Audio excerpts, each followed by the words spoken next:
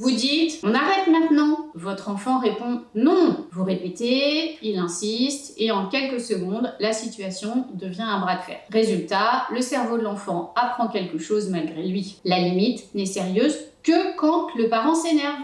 Donc, l'enfant va rechercher de nouveau cela. Beaucoup de parents se demandent alors, mais comment poser des limites sans crier et sans négocier pendant 20 minutes? Les enfants ont besoin de limites pour une raison très simple. Les limites leur donnent un cadre de sécurité. Sans limite claire, l'enfant doit constamment se demander jusqu'où est-ce que je peux aller? Est-ce que cette règle, elle est toujours vraie? Est-ce qu'elle va changer? Et quand les limites sont floues, les enfants passent leur temps à les tester, non pas pour vous provoquer, mais pour comprendre où elles se trouvent vraiment. La bonne nouvelle, c'est que certaines façons de poser les limites fonctionnent beaucoup mieux que d'autres. Alors voyons ça. Dire la règle une seule fois, mais très clairement. L'enfant doit comprendre directement ce que vous attendez de lui. Quand on répète une consigne 5 fois, l'enfant apprend qu'il peut attendre une 6e fois. Mieux vaut dire calmement, les chaussures vont dans l'entrée, puis rester à côté de l'enfant et lui laisser un moment pour qu'il agisse. Restez calme. Plus la limite est dite calmement,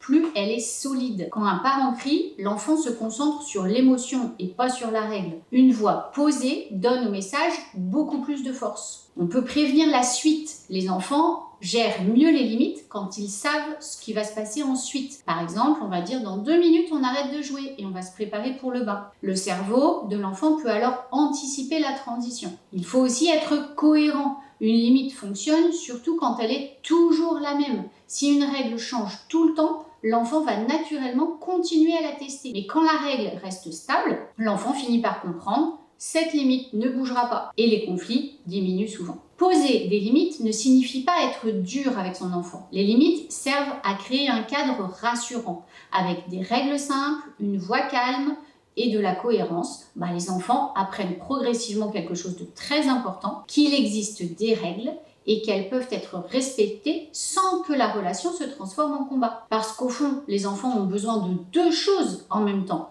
Beaucoup d'amour et un cadre clair. Abonne-toi pour accéder à d'autres vidéos.